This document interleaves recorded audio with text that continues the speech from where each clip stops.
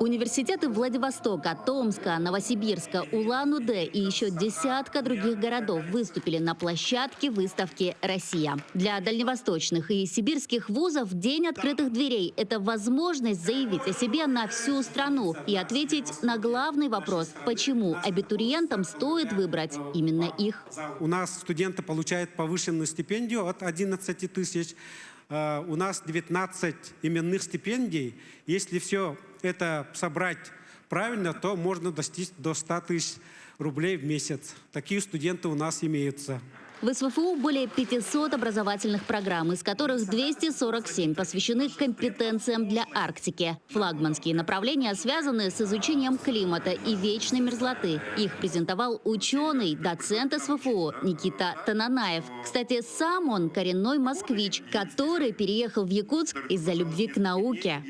Я москвич, я коренной москвич, который 15 лет назад переехал в Якутию. Я сам учился в МГУ, да, тем не менее я приехал в Якутию, потому что слишком далеко от мерзлоты. Значит, если ты изучаешь мерзлоту, какой смысл жить в Москве? Мне кажется, надо ехать смотреть своими глазами. Мы набираем студентов на направлении гидрометеорология, с которым я как раз теснее всего связан. И здесь мы работаем очень тесно в связке именно преподавание и научная, и практическая деятельность. Помимо образовательных программ в ВУЗе работают студенческие и общественные организации, спортивные секции, 20 творческих коллективов. Выступление одного из них сегодня смогли увидеть участники Дня открытых дверей. И кажется, именно за этим разносторонним развитием абитуриенты поступают в СВФУ. Сегодня там обучаются 20 тысяч человек из 51 региона страны. И география студентов будет только расти.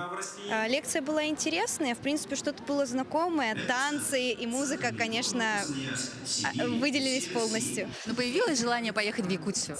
Да, появилось в первую очередь для того, чтобы познакомиться с культурой не только на словах, но и на практике.